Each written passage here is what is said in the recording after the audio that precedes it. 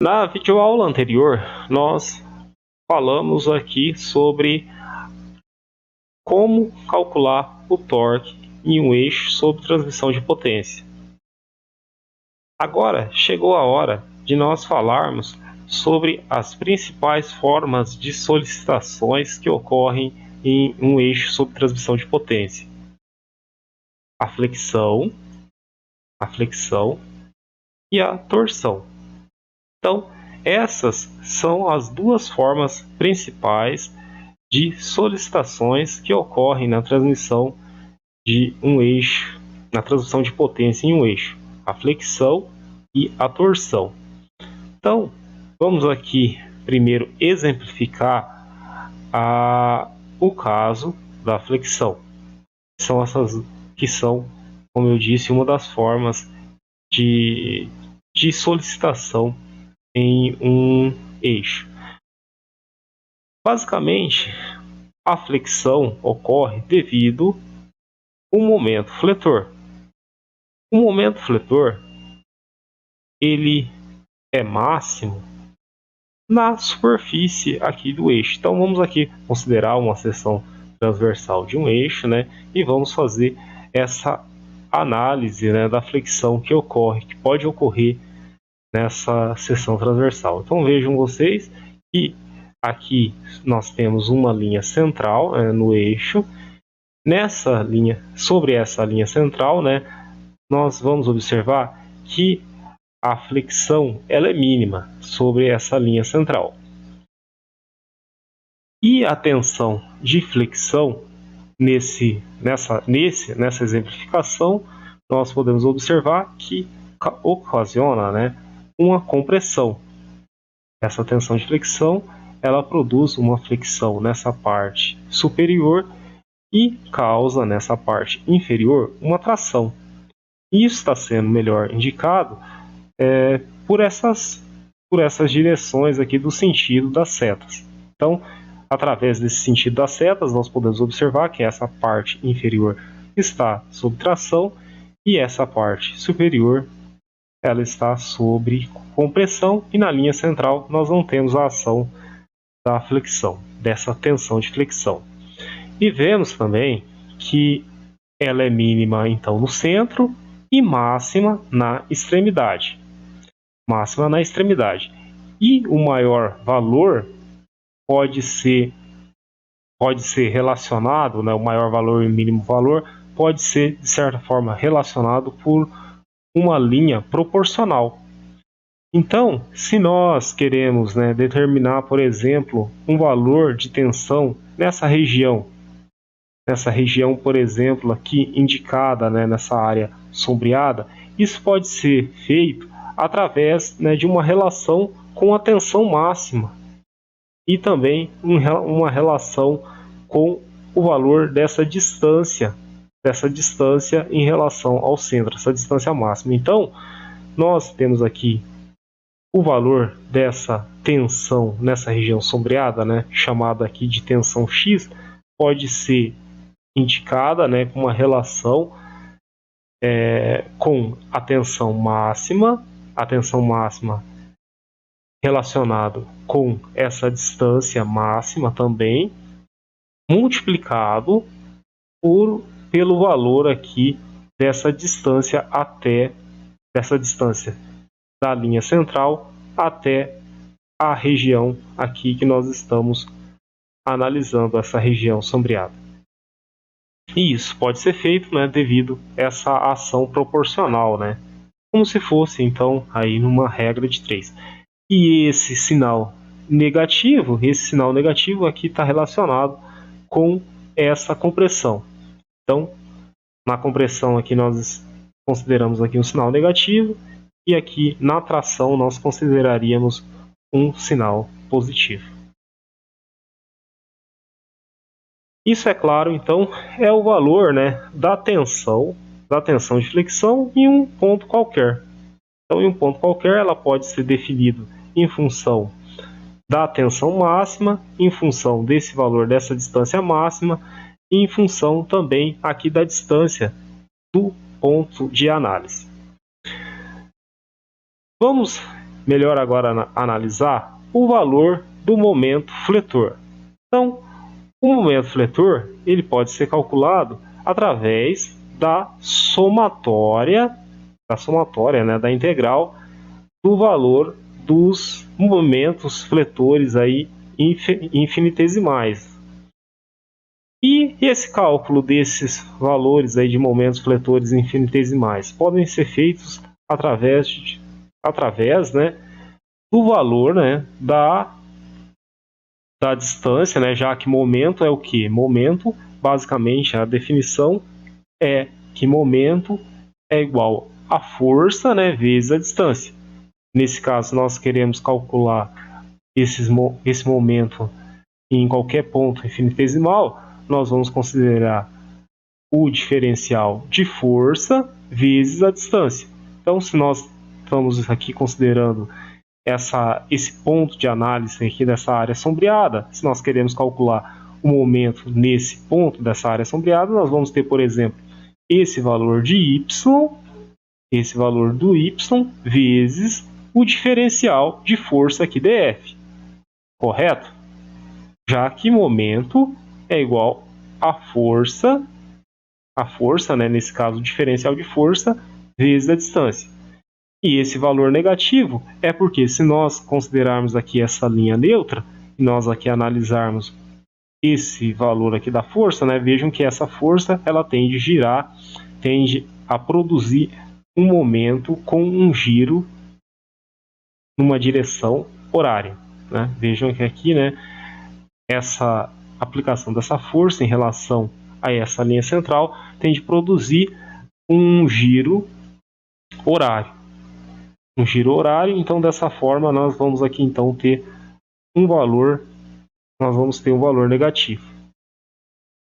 Vamos aqui então continuar na definição, e esse diferencial de força pode ser substituído por um cálculo, né, pelo cálculo da tensão X vezes o valor da tensão X vezes o diferencial de área.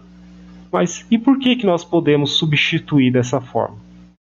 Vamos aqui lembrar a definição de tensão. Tensão é igual a força sobre área. Tensão é igual a força sobre área.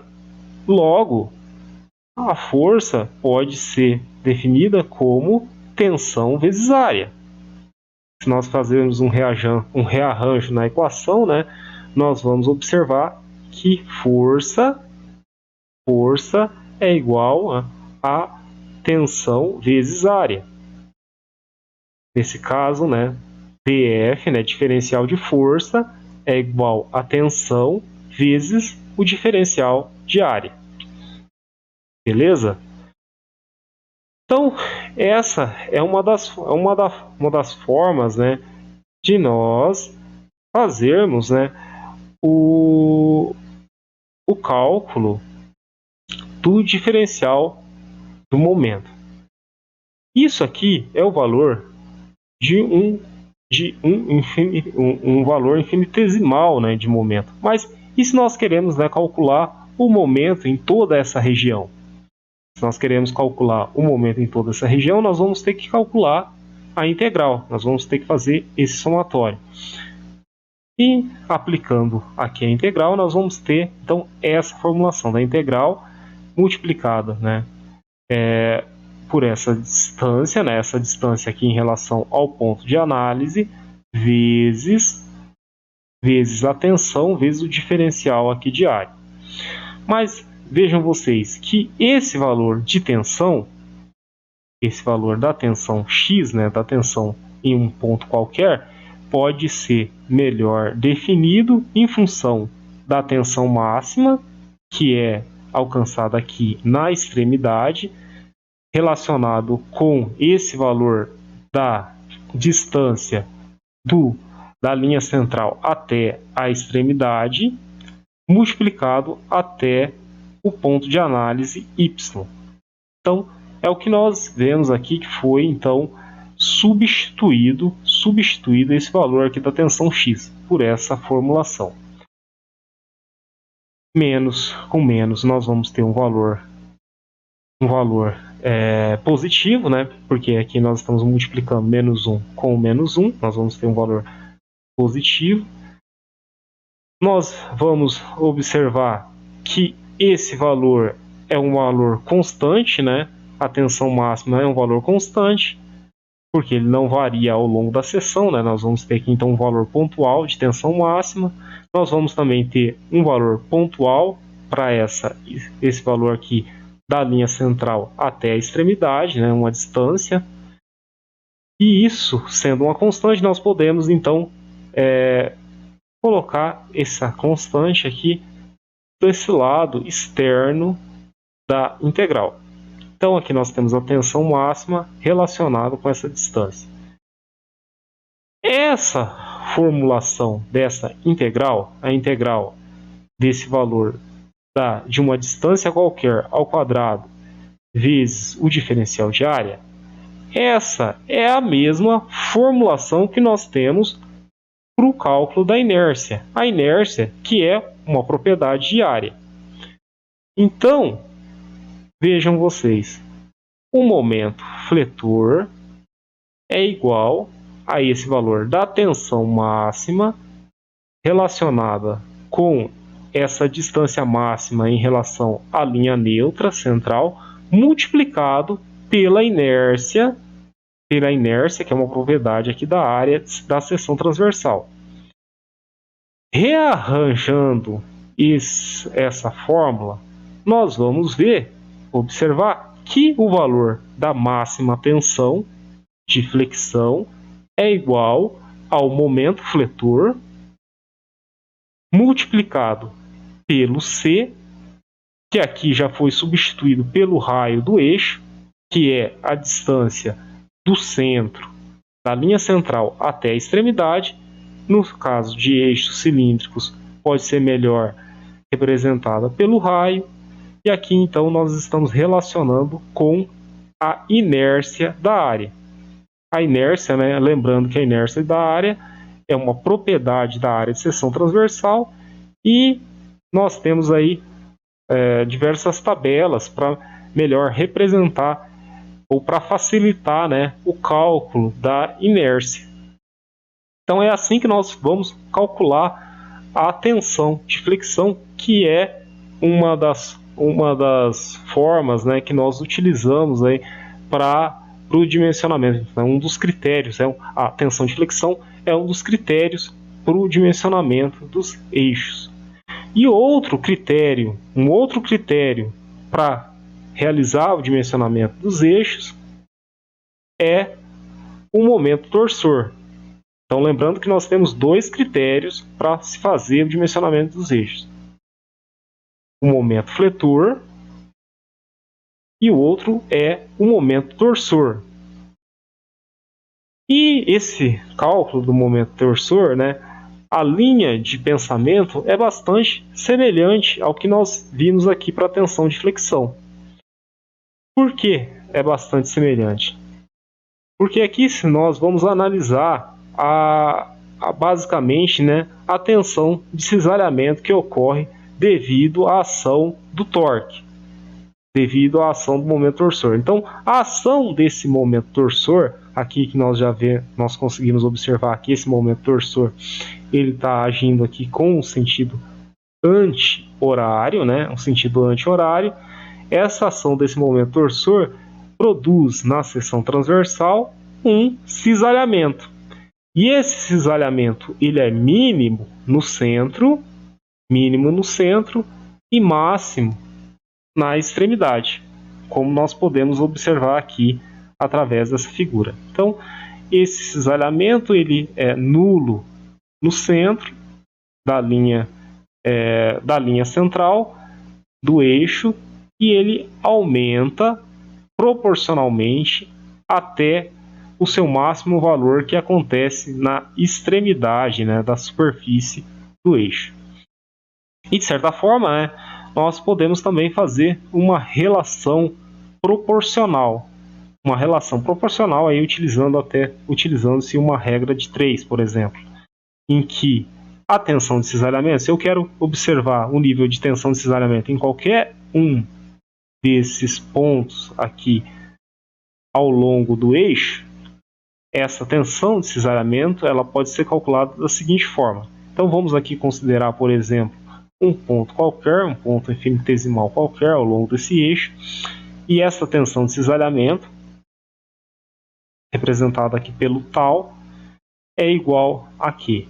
É igual a esse valor dessa distância, né, até esse ponto infinitesimal, né, essa distância, né, aqui representada pelo ρ, relacionado com a distância máxima, essa distância do centro até a extremidade, multiplicado pelo valor da tensão máxima.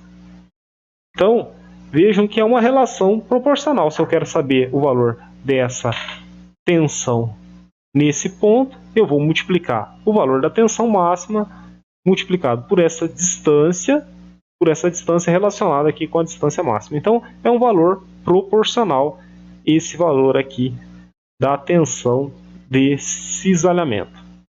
Mas como que nós vamos calcular o nível de torque, né? O nível de torque que está atuando, o momento torsor aqui que está atuando nesse eixo. Vejamos aqui. O torque, o momento torsor, o cálculo dele é baseado na somatória, né, na integral do torque, né, que atua nessa seção transversal. Então, se eu quero calcular o momento torsor, né, o momento torsor que atua aqui nessa região transversal é o somatório do torque, né, do diferencial de torque em toda essa região. Nós podemos também melhor explicitar isso da seguinte forma. O que é momento torsor, né? O que é esse diferencial em momento torsor? Basicamente, né, o diferencial desse momento torsor é a distância, nesse caso, né, chamada aqui de ρ, essa distância, multiplicado pelo diferencial de força. Correto? Então, se nós aqui observarmos, né, nessa distância, sobre essa distância, ocorre, né, a ação de um valor diferencial de força.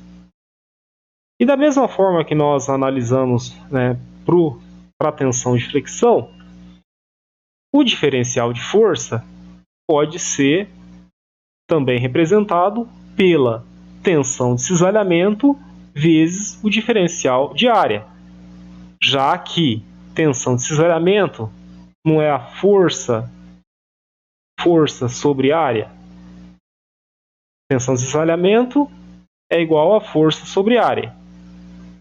Rearranjando a equação, né? Força é igual a tensão vezes área. Nesse caso específico, nós estamos aqui representando, né? Diferencial de força, dF, é igual a tensão vezes diferencial de área. Legal.